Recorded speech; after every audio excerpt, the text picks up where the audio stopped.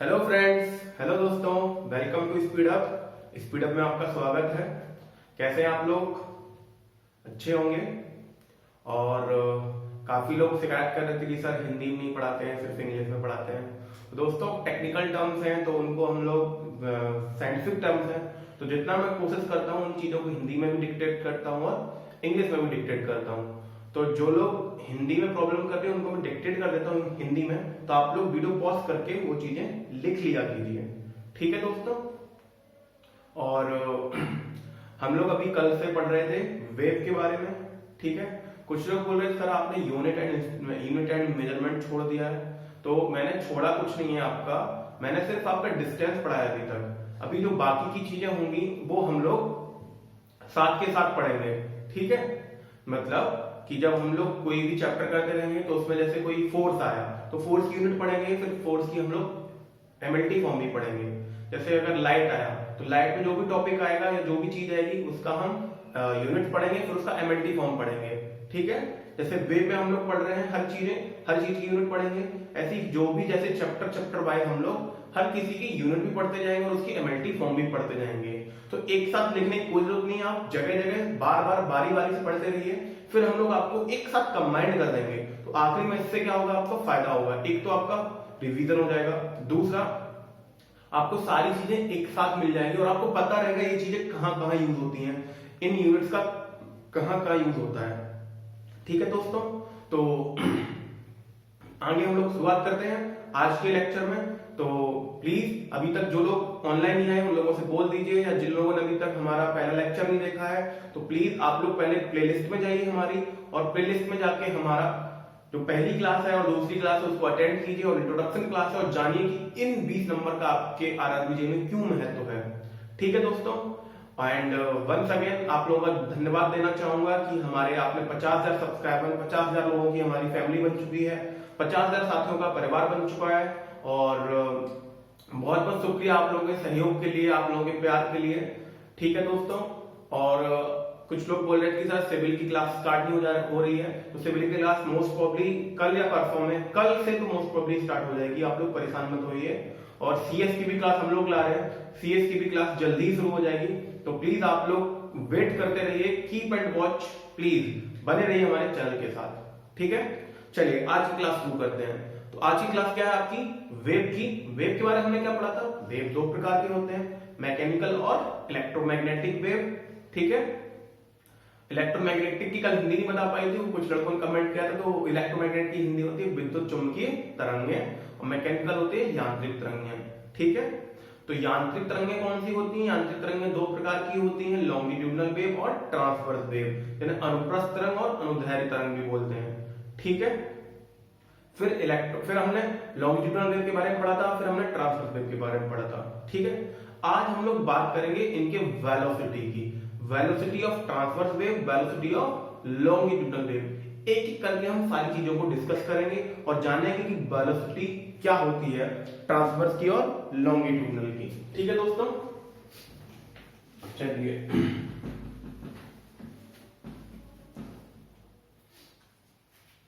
पहले देखते हैं हम लोग वेलोसिटी ऑफ ट्रांसवर्स वेव।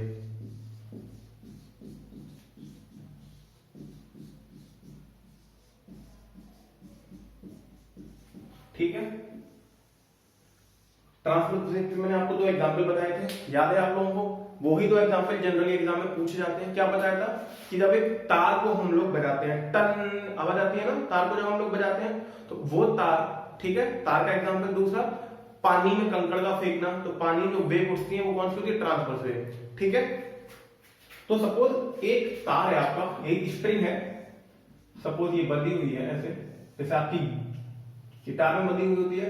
तो इस पे मैंने कुछ वेट लगाया जिसे हम लोग बजाते हैं। ठीक है, तो इसमें जब इसको हमने बजाया तो इसमें कुछ ना कुछ टेंशन होगा। ठीक है, कुछ ना कुछ टेंशन होगा कि नहीं होगा? कुछ ना कुछ टेंशन होगा।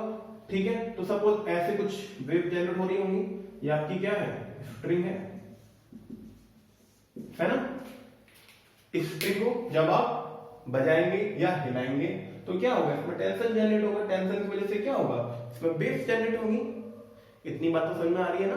ठीक है, तो जब टेंशन जनरेट होगी, वेव्स जनरेट होंगी, तो इसकी velocity of sound transfer frequency क्या होती है? वेलोसिटी ऑफ साउंड, एस का मतलब साउंड, वेलोसिटी ऑफ साउंड ये होता है आपका under root T upon M. T upon M, T क्या है आपका? टेंशन, और एम क्या है? मास। नहीं, मास नहीं है, मास पर यूनिट लेंथ है। क्या है आपका? मास पर यूनिट लेंथ। ठीक है, इतनी बात समझ में आए? कोई दिक्कत किसी को? ओके, ठीक है, तो इसको आप लोग बंद कर लीजिए ब्रैकेट में। ओके, तो ये आपकी वेलोसिटी किसकी होगी? आपकी velocity of transverse wave. Okay, अब बात करते हैं हम लोग वेलोसिटी ऑफ लॉन्गिट्यूडिनल वेव की। वेलोसिटी ऑफ लॉन्गिट्यूडिनल वेव यानी कि अनुदैर्घ्य तरंग की, अब हम लोग वो पढ़ेंगे वेलोसिटी यानी कि चाल। अनुदैर्घ्य तरंग की चाल क्या होती है? ठीक है, तो अनुदैर्घ्य की चाल क्या होती है? आपको इसका फॉर्मूला होता है आपका चाल का, वेलोसिटी ऑफ साउंड ये होता है आपका elastic coefficient, elastic coefficient, elastic coefficient upon, elastic coefficient की हिंदी भाई देखो मुझे नहीं पता इलास्टिक कोफिशिएंट अपॉन डेंसिटी क्या होती है? Elastic coefficient upon density. Density का पता है क्या होता है? घनत्व। ठीक है, यहां पे कोई दिक्कत? Velocity of sound longitudinal wave क्या होगी? Velocity of sound equal to elastic coefficient upon density, यानी कि इलास्टिक कोफिशिएंट हमारा क्या है यहाँ पे? बीटा, और डेंसिटी किससे नोट करते हैं हम लोग? रो से। ठीक है, अब बात करते हैं हम लोग कि बीटा क्या है। यहाँ पे बीटा को बोलते हैं हम लोग बल्क मॉडुलस। क्या बोलते हैं? Bulk modulus, bulk modulus. ठीक है, बीटा होता क्या है? ये लोग ये चीज भी आप समझ लो, बीटा होता है आपका स्ट्रेस अपॉन वॉल्यूमेट्रिक स्ट्रेन। क्या होता है? Stress upon volumetric strain. अब कुछ लोग स्ट्रेस की हिंदी नहीं मालूम होगी, तो स्ट्रेस को बोलते हैं हम लोग प्रतिबल। क्या बोलते हैं? प्रतिबल। और वॉल्यूमेट्रिक स्ट्रेन क्या हो गया आपका? आयतनात्मक परिवर्तन, आयतनात्मक परिवर्तन। यहां तक कोई परेशानी किसी को? ठीक है, स्ट्रेस को डोनेट करते हैं हम लोग पी से, और वॉल्यूमेट्रिक स्ट्रेन क्या होता है? ये स्ट्रेस या क्या होता है? यहाँ पे चेंज इन स्ट्रेस देते हैं, तो ये हो जाएगा डेल्टा पी, और वॉल्यूमेट्रिक में होता है change in volume upon original volume, upon original volume, ये चला जाएगा ऊपर, तो क्या हो जाएगा? Delta P into V upon delta V. यहां पर कोई परेशानी किसी को? नहीं, सारी चीज समझ में आई आपको? ठीक है, ये हो गया आपका फॉर्मूला वेलोसिटी ऑफ एयर के लिए। ठीक है, अच्छा एक चीज आपको पता है क्या कहते हैं? गैस का रूल क्या होता है? पीवी इक्वल टू के, है ना? अगर मैं इसका पार्शियल डिफरेंशिएशन करूं तो क्या हो जाएगा? P d V plus V d P equal to 0। ठीक है, तो P इक्वल टू क्या आ जाएगा आपका? P इक्वल टू आ जाएगा आपका dP upon VdP upon dV। ठीक है, और नेगेटिव साइन। अब नेगेटिव साइन हम लोग नहीं लगाएंगे, क्योंकि नेगेटिव साइन क्या इंडिकेट करता है? यहाँ पे नेगेटिव साइन शोज कि प्रेशर बढ़ाने पर वॉल्यूम घट रहा है आपका। प्रेशर बढ़ाने पर क्या हो रहा है? वॉल्यूम आपका घट रहा है। ठीक है, तो हम P की जगह पे बीटा लिख सकते हैं। P की जगह पे क्या लिख सकते हैं हम लोग? बीटा लिख सकते हैं कि नहीं लिख सकते दोस्तों? बताओ। ठीक है, तो मैंने क्या लिखा? P इक्वल टू यहां क्या हो गया? बीटा। इतनी बात समझ में आ रही है कि नहीं आ रही है? नहीं आ रही है? ठीक है, यहां तक आई बात समझ में? तो Vs को हम लिख सकते हैं, Vs इक्वल टू क्या लिख सकते हैं हम लोग? Vs equal to P by rho, P by rho. ठीक है, ये किसकी वेलोसिटी ऑफ साउंड आ गई, लॉन्गिट्यूडनल वेव की। इसे बोलते हैं हम लोग न्यूटन्स फॉर्मूला। क्या बोलते हैं हम लोग, न्यूटन्स फॉर्मूला। कोई दिक्कत यहां तक, न्यूटन फॉर्मूला, न्यूटन का नियम, न्यूटन का सूत्र बोलते हैं हम लोग, velocity of sound equal to P upon rho. P क्या है, प्रेशर, रो क्या है, डेंसिटी। ठीक है, अब ये तो बात होगी एयर की। एक्चुअली जब हुआ ये कि जब न्यूटन ने इसका फॉर्मूला निकाला और इसकी हम लोग जब वेलोसिटी चेक करते हैं एयर की, तो क्या होता है, लगभग 17% का एरर आता है। कितने परसेंट का, 17% का एरर आता है। तो लाप्लास साहब ने इसका करेक्शन किया और इन्होंने एक नई चीज बताई है। क्या बताई है, एक नया फॉर्मूला बताया है लाप्लास करेक्शन करके। ठीक है, मैं इसको साफ कर देता हूं। ओके, लिख लिया होगा आपने।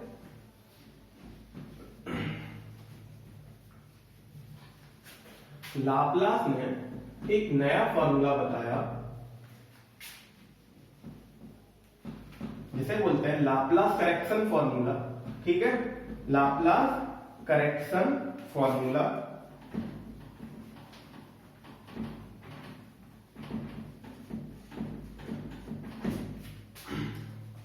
क्या बोला, Laplace correction formula, Laplace correction formula. ठीक है, उन्होंने क्या किया, पी की जगह पे लिखा उन्होंने गामा पी। क्या लिखा है, गामा पी।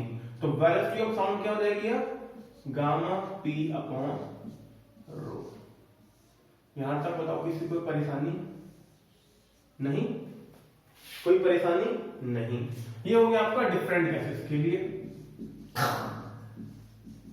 डिफरेंट गैसेस के लिए भी हो गया। और इससे भी एयर की जब हम लोग वेलोसिटी निकालते हैं, एयर की वेलोसिटी मतलब गामा इक्वल टू 1.4 पी आपका एक एटमॉस्फेरिक प्रेशर यानी कि एक वायुमंडलीय दाब 180 पी पे, और आपका डेंसिटी रख देंगे तो ये आती है आपकी लगभग 333 मीटर पर सेकंड। कितनी आती है, 333 मीटर पर second. Velocity of sound in air कितनी आती है, 333 मीटर पर सेकंड।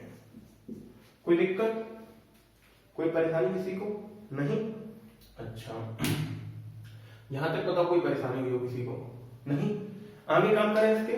ठीक है, अब हम लोग इसमें देखेंगे ये किसकी है, velocity of sound, longitudinal wave की आ रही है दोस्तों। किसकी है, ट्रांसवर्स इसकी हमने देख ली क्या होती है, √T अपॉन m।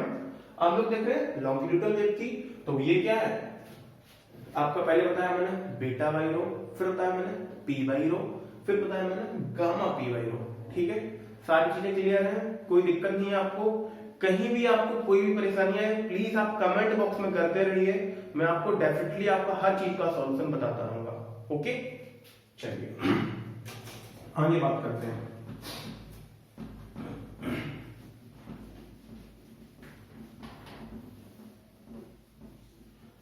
ओके, तो आगे बात करते हैं हम लोग। अब देखिए यहां पे P क्या होता है, प्रेशर। ठीक है, तो PV इक्वल टू आपको पता है क्या होता है, nRT। PV इक्वल टू क्या होता है, nRT। ओके, तो N की जगह पे हम क्या लिख सकते हैं, M by M, M by capital M into RT और P इंटू V। यहाँ पे M क्या है, मॉलिक्यूलर वेट किसी भी एटम का, और M क्या होगा, एटॉमिक वेट। ठीक है, तो M वाई V मैंने इधर किया, ये कैपिटल M लिखा रह दिया और ये RT हो गया। तो M बाई V क्या होता है आपका, रो। अरे रो होता है कि नहीं, रो डेंसिटी इक्वल टू क्या होता है, मास अपॉन वॉल्यूम। अरे बताओ डेंसिटी क्या हो गया, वैसे घनत्व, मास द्रव्यमान और V वॉल्यूम मतलब आयतन। ठीक है, तो घनत्व बराबर क्या हो गया, द्रव्यमान बटे आयतन। ठीक है, तो मैं इसको रो लिख सकता हूं। ठीक है, अगर मैं इसकी जगह रो लिखता हूं, क्या लिखता हूं, रो ये डिवाइड हो जाएगा, तो P बाई रो क्या आ जाएगा आपका, RT upon M। RT upon M, यहां तक किसी कोई परेशानी, यानी कि हम P बाई रो की जगह क्या लिख सकते हैं, RT बाई M। यहां पे लिख सकते हैं VS इक्वल टू, या यहां लिख देता हूं मैं VF equal to gamma RT/M।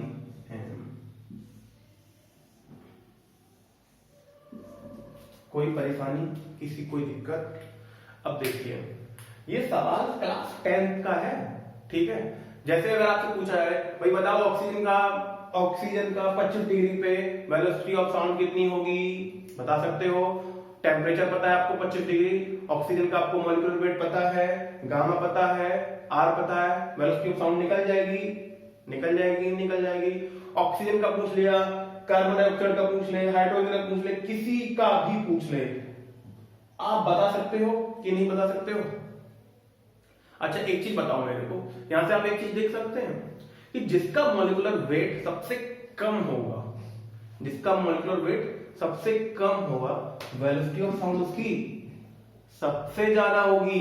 बिल्कुल सही बात है, सबसे ज्यादा होगी, क्योंकि भाई ये पोर्शन जितना कम होगा, जितना कम होगा ये ज्यादा होगा, और ये जितना ज्यादा होगा ये इतना कम होगा। बात समझ में आ रही है? इसलिए हाइड्रोजन की वेलोसिटी ऑफ साउंड सबसे ज्यादा होती है। कितनी होती है? सबसे ज्यादा। मैं भी सब लिख दूंगा एक एक करके कि किसकी क्या क्या है, ठीक है। तो अभी हम लोग एयर की बात कर रहे थे ना, ये ठीक है। यहां तो कोई परेशानी किसी को भी। अभी बताओ ये क्या है? टेम्परेचर। ये क्या है? Velocity of sound. अगर हम टेम्परेचर बढ़ाएंगे तो डायरेक्टली प्रोपोर्शनल है ना कि नहीं है वेलोसिटी ऑफ साउंड इसके, है कि नहीं है? अगर टेम्परेचर बढ़ाएंगे तो वेलोसिटी ऑफ साउंड बढ़ेगी बढ़ेगी। तो इससे हम देख सकते हैं, इससे हम बता सकते हैं, क्या बता सकते हैं कि अगर टेम्परेचर बढ़ाएंगे तो वेलोसिटी ऑफ साउंड बढ़ेगी। क्या होगा? टेम्परेचर बढ़ाएंगे तो क्या होगा? वेलोसिटी ऑफ साउंड बढ़ेगी। यहां तक बताओ किसी कोई परेशानी? क्या बोला मैंने? ये बोला मैंने कि वेलोसिटी बढ़ाने पर वेलोसिटी ऑफ साउंड बढ़ेगी, ठीक है। तो ये क्या है? Effect of temperature, effect of temperature या तापमान का प्रभाव। तापमान का प्रभाव क्या होगा कि तापमान में वृद्धि करेंगे तो आपकी ध्वनि की जो गति है अनुदैर्घ्य तरंग में वो क्या होगी? बढ़ेगी, ठीक है। तापमान में अगर वृद्धि करेंगे, तापमान में वृद्धि और कमी के अकॉर्डिंग ही अनुदैर्घ्य तरंग की ध्वनि मतलब ध्वनि की चाल अनुदैर्घ्य तरंग में बढ़ेगी या घटेगी। कोई दिक्कत यहां तक? कोई परेशानी किसी को नहीं? चलिए अगला देखते हैं हम लोग, इफेक्ट ऑफ प्रेशर। क्या देखते हैं? इफेक्ट ऑफ प्रेशर, ठीक है। इफेक्ट ऑफ प्रेशर होता है आपका फॉर आइसोथर्मल प्रोसेस। अगर आपका प्रोसेस कैसा है? Isothermal process. तो आइसोथर्मल प्रोसेस में आपका क्या होता है? प्रेशर बढ़ाते जाओ, ठीक है। तो प्रेशर बढ़ाने पर या घटाने पर, प्रेशर बढ़ाने पर या घटाने पर वॉल्यूम ऑफ साउंड कांस्टेंट रहता है, वॉल्यूम ऑफ साउंड कांस्टेंट रहता है, ठीक है। कैसे? एक चीज और देख लेना, v इक्वल टू क्या होता है आपको पता है? रूट पी बाई रूट होता है कि नहीं होता? यहां से तुम देख के तो बता सकते हो वेलोसिटी ऑफ प्रेशर बढ़ेगा तो वेलोसिटी ऑफ साउंड बढ़ेगी। लेकिन जब आइसोथर्मल प्रोसेस होता है ना, तो जब प्रेशर बढ़ाते हैं ना तो उसकी डेंसिटी भी कम होती है, ठीक है। डेंसिटी भी उतनी कम होती है, डेंसिटी कम होगी तो उस हिसाब से आपकी है ना, उस हिसाब से आपका क्या होगा? वेलोसिटी ऑफ साउंड कांस्टेंट रहता है। इसलिए मैंने ये वाला फार्मूला का आपका गामा RT अपॉन m, इसलिए हम इस फार्मूले की जरूरत पड़ी। यहां से हम देख सकते हैं कि वेलोसिटी ऑफ साउंड में प्रेशर का क्या प्रभाव पड़ेगा। जब दाब का प्रभाव अनुदैर्घ्य तरंग में ध्वनि की चाल का क्या रहता है? कांस्टेंट रहता है, ठीक है। याद रखो इतनी चीज, ओके। कोई दिक्कत? इससे मत आप लोग डिसीजन ले लेना कि प्रेशर का इफेक्ट वेलोसिटी ऑफ साउंड पे क्या पड़ता है, ठीक है दोस्तों। ये आपको सीधे सीधे सवाल मिलेंगे आपको, ये जो मैं आपको लिख रहा हूं, प्लीज इनको स्टार मार्क कर लेना कि क्या होता है आपका, ठीक है। अब बात करते हैं इफेक्ट ऑफ ह्यूमिडिटी।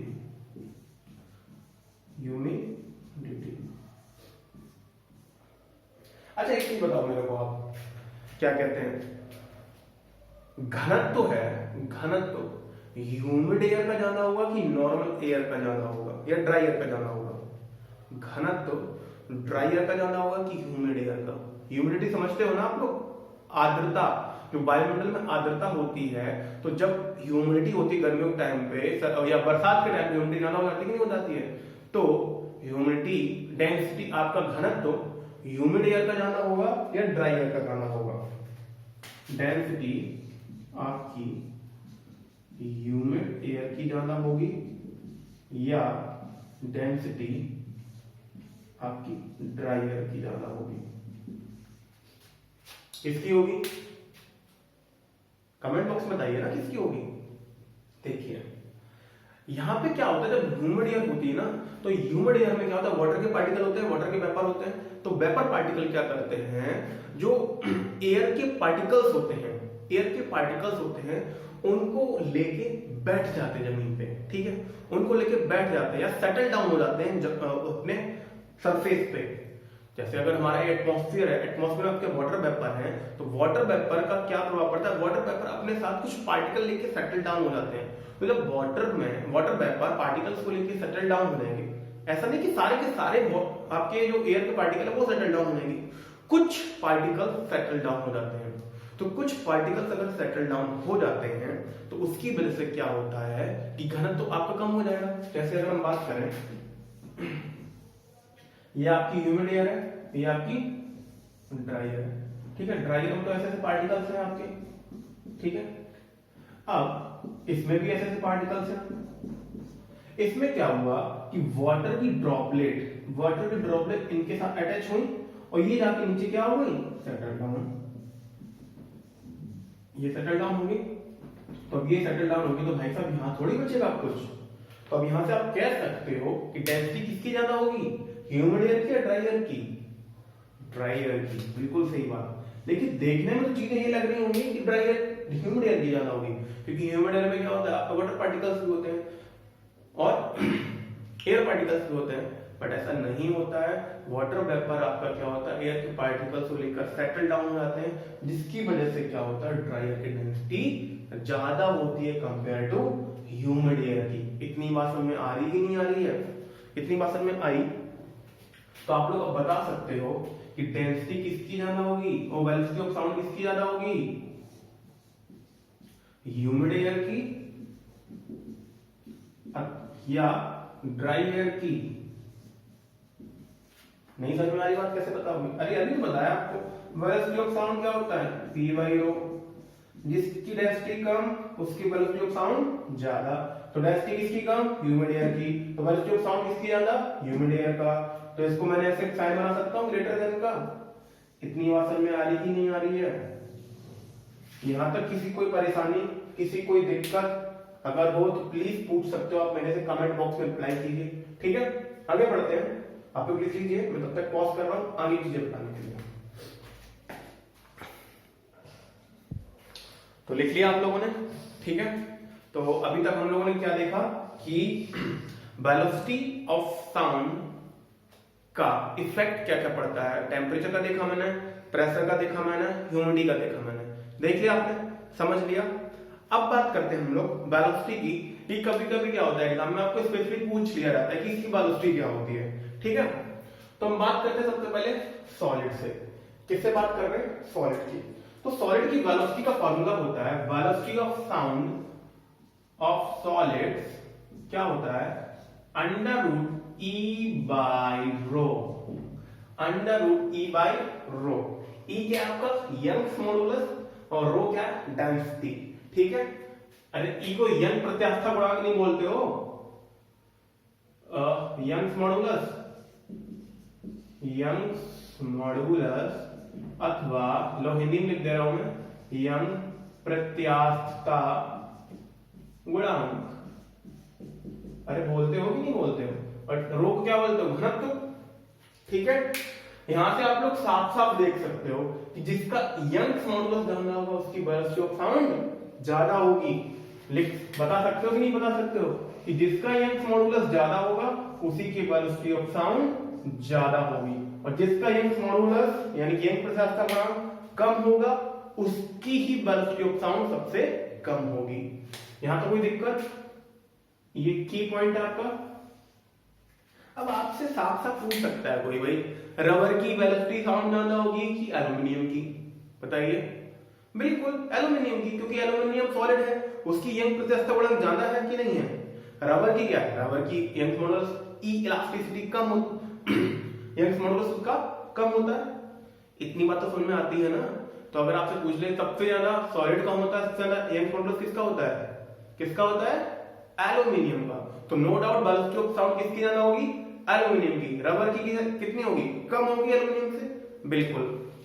तो यहां मैंने कुछ लिखे हैं आपके, जैसे सबसे ज्यादा आपका यंग मॉडुलस किसका ज्यादा है? एल्यूमिनियम का। तो एल्यूमिनियम की क्या होगी साउंड में वेलोसिटी? 6420 मीटर पर सेकंड। अब निकल की बात करते हैं। निकल की वेलोसिटी ऑफ साउंड कितनी होगी? 6040 मीटर पर second. Velocity of sound steel की क्या होगी? 5960 मीटर पर second. Velocity of sound iron की क्या होगी? 5950 मीटर पर सेकंड। और ग्लास की बात करें तो ऑब्वियस सी बात है, ग्लास की यंग मॉडुलस कम होगा, तो उसकी कितनी होती है वेलोसिटी ऑफ साउंड? 3980 मीटर पर सेकंड। तो आप लोग सोच रहे हो कि क्या मैं याद कर ले? नहीं, बिल्कुल नहीं याद कर रहे। Just for your sake of information मैंने ये सब चीजें आपको प्रोवाइड की हैं। ठीक है, आप लोग याद करना चाहे बहुत अच्छी बात है, लेकिन ये जरूर याद रख लेना कि जिसकी भी यंग प्रत्यास्थता गुणांक ज्यादा है तो उसकी वेलोसिटी ऑफ साउंड ज्यादा होगी, जिसकी यंग प्रत्यास्थता गुणांक कम होगा उसकी ध्वनि में चाल कम होगी, या उसकी ध्वनि की चाल कम होगी। इतनी बात समझ में आई? ठीक है, अब बात करते हैं लोग गैस की। तो गैस में मैंने क्या बताया था आपको? फॉर्मूला बताया था ना, अभी बताया था। Velocity of sound equal to क्या होता है? Gamma RT upon M। बताया था। क्या बताया इसमें? कि जिसका मॉलिक्यूलर वेट सबसे कम उसकी वेलोसिटी ऑफ साउंड सबसे ज्यादा। तो भाई साहब पहले नंबर पे आपका एटॉमिक टेबल में कौन है? हाइड्रोजन। तो हाइड्रोजन की सबसे ज्यादा वेलोसिटी होगी, और जो सबसे आखिरी जो सबसे भारी उसकी सबसे कम। इतनी बात समझ में आई? तो मैं सारे नहीं बताऊंगा, मैंने कुछ ही बताए हैं। वेलोसिटी ऑफ हाइड्रोजन कितनी हुई? 1284 1284 मीटर पर सेकंड। एयर में वेलोसिटी ऑफ साउंड कितनी हुई? 346 मीटर पर सेकंड। इतनी बात से कोई परेशानी, कोई दिक्कत नहीं? ठीक है, लिक्विड की बात कर लेते हैं हम लोग। तो लिक्विड में वाटर सी का कितना होता है? 1531 मीटर पर सेकंड। एंड डिस्टिल वाटर की बात करें तो क्या होता है? 1498 मीटर पर सेकंड। ठीक है, यहां तक किसी कोई परेशानी? और एक ही और लिखना, ये सब किस पे है? एट एनटीपी, सामान्य ताप और दाब। सामान्य ताप दाब पर, यानी कि नॉर्मल टेम्परेचर एंड प्रेशर पर। और टी कितना होता है नॉर्मल टेम्परेचर का? 25 मानते हैं। और प्रेशर क्या होता है? 1 एटमॉस्फेरिक प्रेशर। ठीक है, यहां तक किसी कोई परेशानी, किसी कोई दिक्कत हो तो प्लीज बता दो। आगे बात करते हैं हम लोग।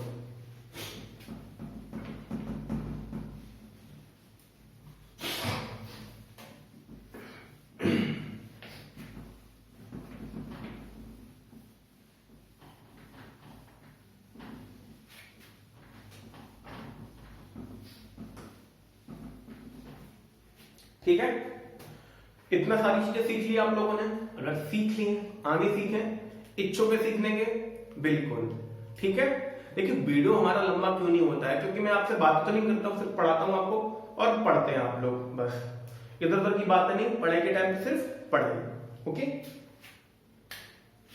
अब बात करते हैं हम लोग वेव इक्वेशन की। किसकी बात कर रहे हैं? वेव इक्वेशन की। ठीक है, पूछ लेता है कभी कभी क्या होता है? y equal to a sin omega t minus kx। ठीक है, इसको बस ऐसे ही लिख लेना आप लोग। ठीक है, k क्या होता है आपका?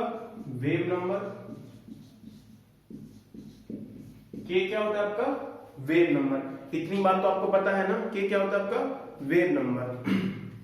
ये होता है आपका ओमेगा अपॉन वी या 2 पाई अपॉन लैम्डा।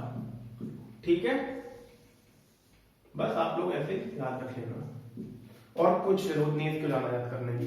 ठीक है, साफ करें इसको। अगला टॉपिक हम लोग देखते हैं।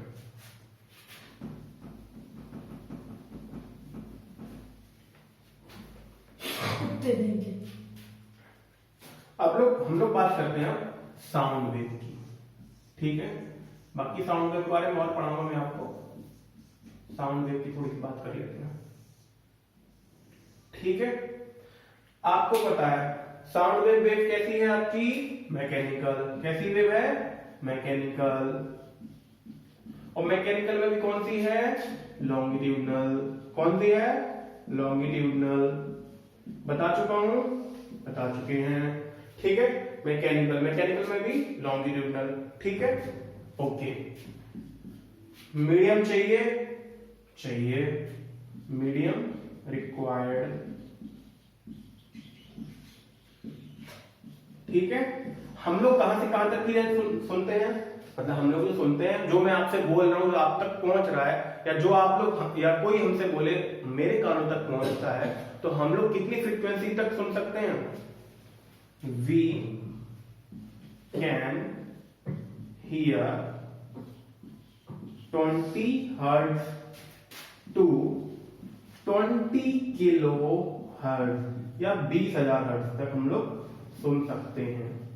ये क्या है फ्रीक्वेंसी है ना, कि कितनी फ्रीक्वेंसी तक हम लोग सुन सकते हैं 20 हर्ट्ज से लेके 20,000 हर्ट्ज तक।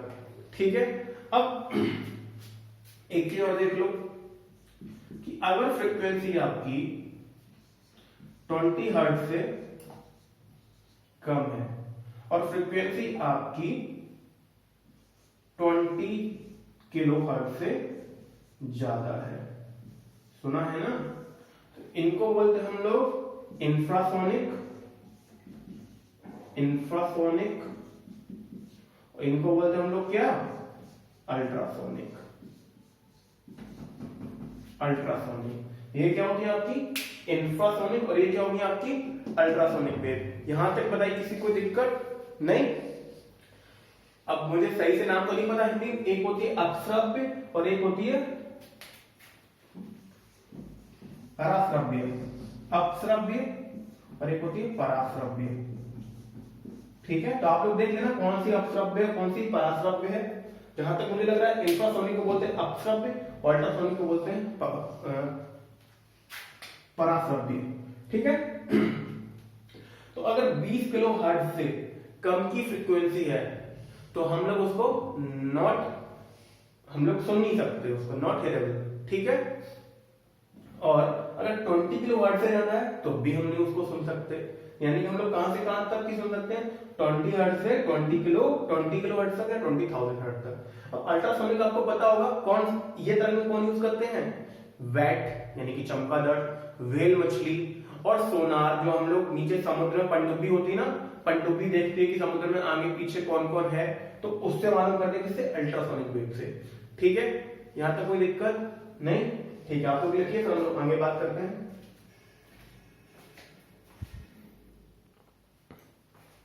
लिख लिया आप लोगों ने।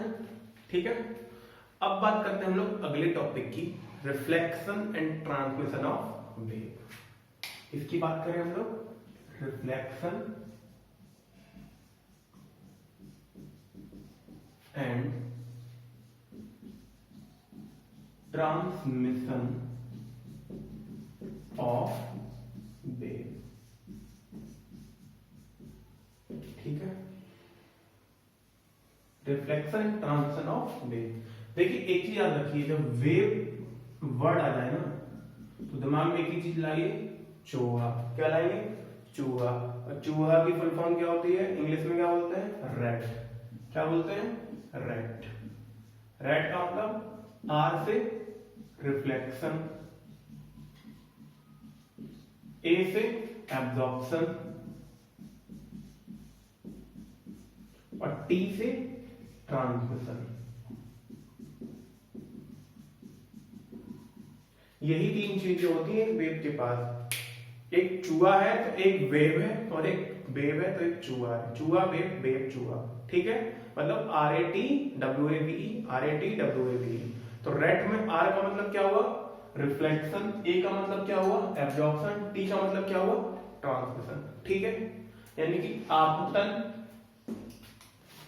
परावर्तन और अवशोषण। यानी इसका मतलब क्या होता है? आपतन, नहीं, रिफ्लेक्शन का मतलब परावर्तन होता है। परावर्तन यानी कि वापस रिफ्लेक्टेड करके लो, ठीक है। आपतन, परावर्तन और अवशोषण, ठीक है, अवशोषित। तो तीन चीजें होंगी, या तो वेव किसी भी चीज पे पड़ेगी, या तो रिफ्लेक्ट होकर वापस आएगी, या परावर्तित हो जाए, या मतलब चली जाएगी, या अवशोषित हो जाएगी, या मतलब कह सकते हो कि उसकी एनर्जी कम हो जाएगी, ठीक है। अब हम लोग क्या देख रहे हैं कि हम लोग रेयर मीडियम से डेंसर मीडियम में जाएंगे, एक बार डेंसर मीडियम से रेयर मीडियम में जाएंगे, ठीक है। यानी कि कहने का तात्पर्य है कि एक बार ओपन से क्लोज में जाएंगे, फिर एक बार क्लोज से ओपन में जाएंगे, ठीक है। दो बार जा रहे हैं हम लोग, ठीक है। तो पहले जा रहे हैं हम लोग रेयरर से डेंसर में, रेयरर से डेंसर में, ठीक है। इसको मैंने नाम दिया रेयरर, और इसको मैंने नाम दिया डेंसर, ठीक है। डेंसर का मतलब क्या? क्लोज मीडियम, इसका मतलब हो गया ओपन मीडियम, ठीक है। ये क्या हो गया आपका? ओपन, ये क्या हो गया आपका? क्लोज, ठीक है। कोई दिक्कत? सपोज ये आपकी एयर है, ये आपकी वाटर है, ठीक है। यहां तो कोई दिक्कत नहीं। अब सपोज क्या किया मैंने, एक मैंने वेव है, या मैंने कुछ भी हल्का सा बोला, या मैंने कुछ भी किया, उसमें हल्का सा डिस्टरबेंस किया, मैंने वाइब्रेशन किया, तो क्या होगा? वेव यहां से ट्रैवल करना शुरू करेगी, ठीक है। कुछ यूं जाएगी। इतनी बात तो समझ में आ रही होगी कि नहीं आ रही है? ठीक है, थोड़ा छोटा बन गया है।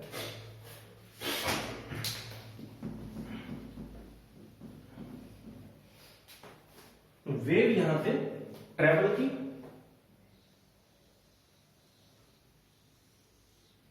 ठीक है, यहां से ट्रेवल की।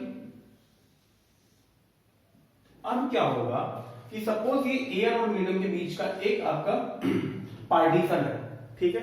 या आपकी एक बॉडी, मतलब यहां पे आपका एयर खत्म और वाटर शुरू, ठीक है। रेयर खत्म, डेंसर शुरू। तो क्या होगा जब इस पे स्ट्राइक करेगी, स्ट्राइक करेगी तो क्या होगा? अच्छा एक चीज, आपने कैरम बोर्ड खेला है कभी? कैरम बोर्ड खेला है? तो कैरम बोर्ड में क्या होता है, जब स्ट्राइकर होता है, स्ट्राइकर को हिट करते हैं, तो स्ट्राइकर जब उसकी बाउंड्री को हिट करता है तो क्या होता है? बाउंड्री के पार चला जाता है? नहीं, क्या होता है? स्ट्राइकर उससे लग के वापस आता है कि नहीं आता है?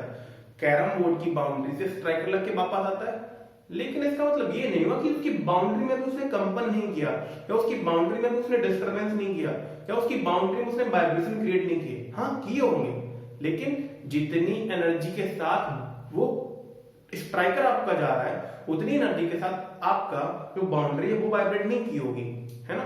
तो क्या होता है? स्ट्राइकर वापस आता है, आता है कि नहीं आता है? तो जब स्ट्राइकर वापस आता है तो ऑलमोस्ट सेम फ्रीक्वेंसी के साथ, ऑलमोस्ट सेम एम्पलीट्यूड के साथ आपका वापस आता है, ठीक है। ऑलमोस्ट सेम एम्पलीट्यूड के साथ लगभग वापस आता है, ठीक है। अब जब उसने हिट किया उसकी बाउंड्री को, तो क्या होगा?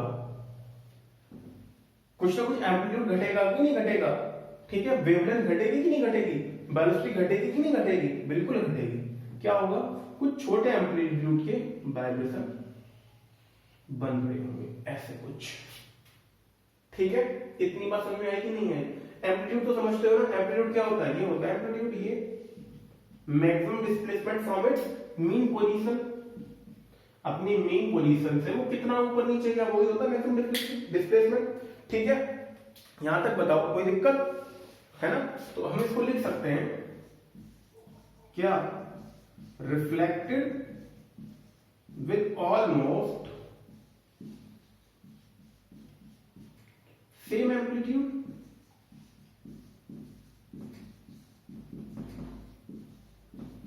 यहां तो कोई परेशानी नहीं। यहां पे क्या हो जाएगा, इसका एम्पलीट्यूड कम हो जाएगा, एम्पलीट्यूड कम हुआ। वेवलेंथ यहां पे इतनी थी, ठीक है, वेवलेंथ यही थी ना, वेवलेंथ जो ट्रैवल किया इसने एक ऑक्सीजन में, यही तो हुआ। तो यहां पे क्या होगा, वेवलेंथ कम हो गई,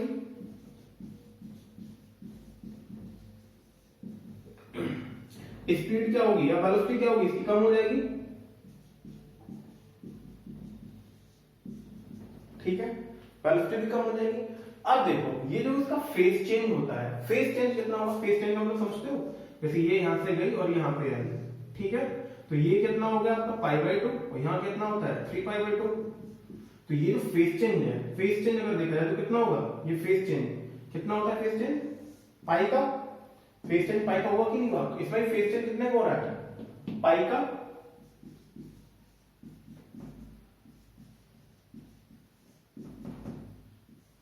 हुआ कि नहीं हुआ फेज चेंज पाई का, यहां तक बताओ कोई दिक्कत। यहां पे क्या होगा, अब ये बताओ फ्रीक्वेंसी क्या होगी, फ्रीक्वेंसी क्या होगी, जो इसकी फ्रीक्वेंसी और इसकी फ्रीक्वेंसी होगी कम होगी कि ज्यादा होगी, फ्रीक्वेंसी समझ में आया ना, नंबर ऑफ ऑक्यूलेशन पर सेकंड। फ्रीक्वेंसी क्या होगी, इसकी सेम रहेगी, फ्रीक्वेंसी सेम रहेगी। क्यों सेम रहेगी, क्योंकि फ्रीक्वेंसी कहां से जनरेट होती है, सोर्स से, सोर्स से, क्योंकि आपका सोर्स सेम है, सोर्स तो वही है ना जहां से रिलीज हो रही है, सोर्स सेम है, तो ऑब्वियसली बात है इसके नंबर ऑफ ऑक्सीजन पर सेकंड है वो तो सेम ही रहेंगे। हाँ, अगर सोर्स चेंज होता है तब इसकी फ्रीक्वेंसी चेंज होती है, ठीक है, फ्रीक्वेंसी सेम है और इसका फेज भी क्या रहेगा, सेम, फेज क्या रहेगा इसका, सेम, ठीक है। यहां तक बताओ किसी को भी परेशानी। हम लोग रेयर मीडियम से डेंसर मीडियम में गए तो ये सवाल आते हैं सीधे सीधे आपके ऑब्जेक्टिव में कि रेयर मीडियम से डेंसर में जाने पे क्या होगा और डेंसर मीडियम से रेयर मीडियम में जाने पर क्या होगा। ये सारे आपके एक तरह से सवाल ही हैं, मैं सवाल भी कराऊंगा लेकिन आपको एक तरह से पॉइंट्स के माध्यम से मैंने आपको समझा दिया है, ठीक है, समझ में आया, ठीक है, आप लोग लिख लीजिए, हम लोग फिर आगे बात करते हैं। अब क्या होगा हमारा, डेंसर से रेयर, क्या होगा, डेंसर से rare.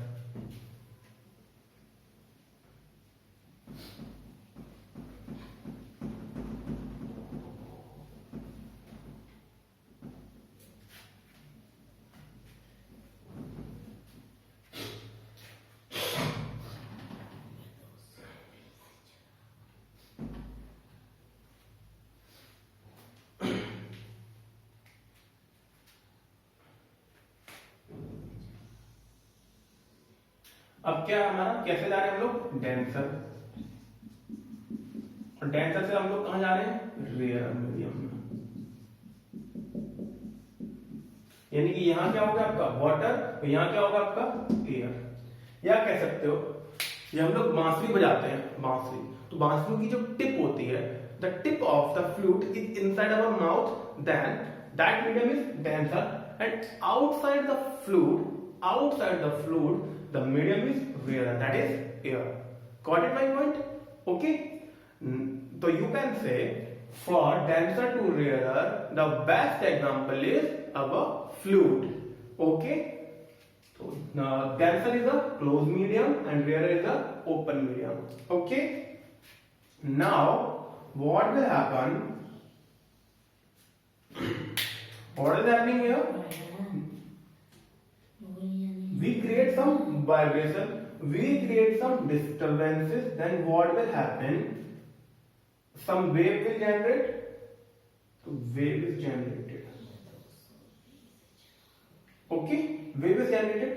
Now when it will hit that phase, that surface, that partition, then what will happen, its amplitude and wavelength and velocity will increases, क्योंकि why increases, because it is going with its rear medium, okay, जहां पे इसके जो disturbances थे इस पर ज्यादा थे बट इसमें क्या हो जाएंगे, कम, तो यहां पे क्या हो जाएगी, इसकी एम्पलीट्यूड बढ़ जाएंगे वेवलेंथ बढ़ जाएगी, एम्पलीट्यूड बढ़ जाएगा, वेवलेंथ बढ़ जाएगी, वेलोसिटी बढ़ जाएगी। ठीक है ना। और इसमें क्या होता है, रिफ्लेक्टेड वेव, जब इस पर रिफ्लेक्शन आएगा, एक जब से स्ट्राइक करेगा, ये वापस आएगी, एक तो ट्रांसमिट हुई, वापस आई, तो वापस आते टाइम क्या होगा, इसके एम्पलीट्यूड क्या होते हैं, कम हो जाते हैं, है ना। क्या हो जाते हैं, एम्पलीट्यूड कम हो जाते हैं, ऐसे कुछ आती है बात। तो हम इसको कह सकते हैं कि रिफ्लेक्टेड विद स्मॉल एम्पलीट्यूड। ठीक है। और फेज चेंज तो नहीं हो रही, देखो एक ही फेज में आ रहा है, there is no phase change, phase change zero, ऐसे कर सकते हो, नो। ठीक है। इसमें क्या है, फेज आपका सेम रहेगा और फ्रीक्वेंसी भी क्या रहेगी आपकी सेम, फ्रीक्वेंसी सेम रहेगी कि नहीं रहेगी, क्यों बताया, क्योंकि सोर्स तो भाई अभी भी सेम है, सोर्स पहले भी सेम था। अगर सोर्स चेंज होता तो आपकी फ्रीक्वेंसी सेम और चेंज होती। इतनी बात समझ में आई। ठीक है, यहां तो कोई दिक्कत नहीं। ठीक है, तो आज के लिए इतना रहने दें, काफी है, काफी सारे पढ़ लिया आपने, काफी सारे टॉपिक पढ़ लिए, ज्यादा हो जाएगा फिर वीडियो भी लंबा हो जाएगा। ठीक है, तो आपको ये वीडियो कैसा लगा प्लीज कमेंट बॉक्स में बताइए, और आपको पढ़ते रहिए, बताते रहिए कि हमारा वीडियो कैसा लग रहा है आपको, शेयर करते रहिए आप लोग, क्योंकि यही एक माध्यम है जिससे हमें पता चलता है कि आपको हमारा पढ़ाया हुआ समझ में आ रहा है नहीं आ रहा है। और बाकी सारे कोर्सेस आप लोग हमारे स्पीड अप चैनल पे वॉच करते रहिए। मैकेनिकल का कोर्स चल रहा है, इलेक्ट्रिकल का चल रहा है, एंड सिविल का भी स्टार्ट होने वाला है, रीजनिंग पढ़ाई जा रही है, मैथ्स पढ़ाया जा रहा है। ओके दोस्तों, ठीक है, तो आज के लिए इतना ही काफी रखते हैं। प्लीज सपोर्ट करिए, बने रहिए हमारे साथ, ख्याल रखिए अपना। Thank you so much, bye bye, take care.